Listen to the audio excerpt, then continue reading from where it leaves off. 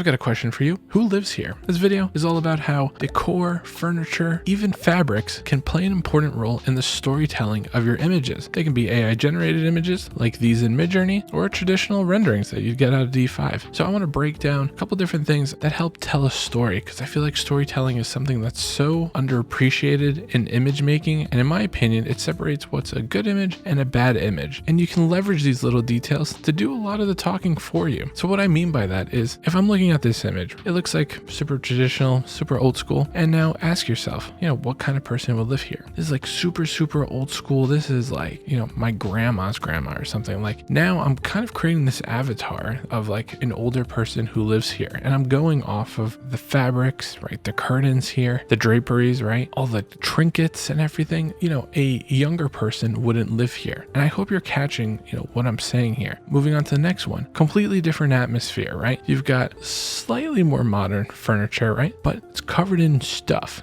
And now this stuff belongs to who? Kids. So what I'm saying here is just the addition of all these little details here is basically signaling the type of person that lives here. So this, I can tell a family lives here, kind of looks a little bit like my apartment, always a mess with the kids and everything, but this is what I'm talking about. So we'll move on to the next one. This is a lot more masculine looking, right? All the dark fabrics, the moody lighting, and just based on the view outside, we can kind of get an idea of like where this is located. Definitely wooded area, kind of swampy area, but this is all coming from the image. Nobody told me this. Obviously I prompted the stuff, but without the prompt, this should start signaling to you some information about the image. Especially if you're in the world of interior design, a lot of this should click, a lot of this should resonate, and this is what you go to school for. Another living room, a lot more feminine than the previous one, a little before and after. Lighter tones, more of a rounded design. This is a little bit harsh, dark. This is light and airy, and so on. So here, I could probably see like a younger woman living here. Here, I can see like an older dude living here, right? Especially with these like candles. Here's another one, super feminine, lots of pink, rounded furniture, pink rugs, pink chairs, plants, lots of beautiful plants. It's neat, right? So again, these are all the little cues you should be paying attention to. Here's another example. This, immediately when I see this, I think of like young couple living in like a studio apartment in Brooklyn or something, right? And that's just, I'm getting that from like the artwork here, the little dog, the typical sofa,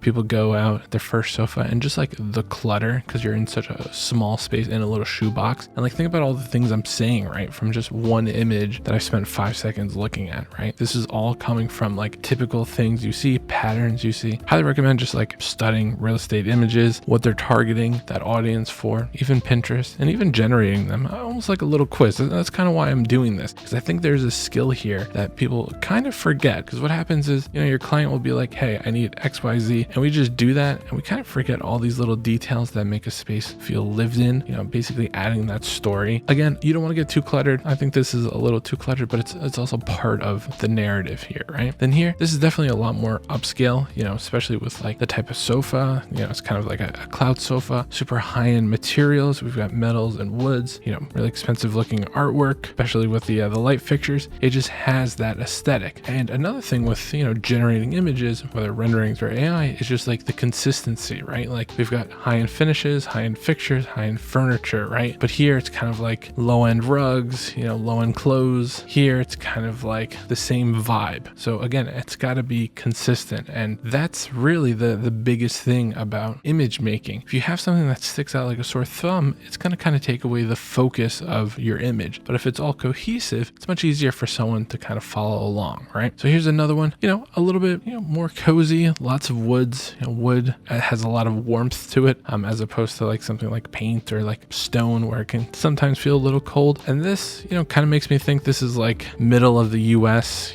just like you can kind of tell just by the general aesthetic. And that's the other cool thing about interior design. It can also not only tell you about the people who live there, but like location wise, where it could be coming from. Same idea, like this, I feel like it's in a cabin, kind of like an A-frame cabin with like eclectic design, nice fun pop of color, kind of matches the trees outside. A lot of consistency and harmony there. Like if this was a green chair, probably wouldn't resonate as well, just because this is so nice, especially with like the color of the fire. It's nice and harmonious, right? So again, when you're doing your renderings and your image making, make sure there's at least some baseline of consistency. This is something I talk about in the ArchViz Academy all the time. It's just like, I can't stress this enough. enough, right? And I know I keep repeating myself, but it's the only thing I've got to really stick it home. So here's another one. It's, you know, it's kind of like we're looking out to the water, kind of like an older traditional design. You can tell by the furniture pieces. You know, when I do renderings, I don't always have the spec of the furniture they're going to use, right? So I need to kind of understand like who the avatar is of the homeowner. Are they young? Are they older? Do they like traditional? Do they like modern? I usually get an inspiration board. That way, when they look at it, they're like, okay, yeah, I can live here. Because the idea is, okay, this is my furniture. It looks like something I'd live in. If I were older, you know, let's say 60, and I've got like this kind of look right here, I probably wouldn't resonate. Or if I'm like super young, I wouldn't want an interior like this. So same thing over here, you know, overall really nice design, but again, it's got that like kind of like masculine traditional look. You know, we've got this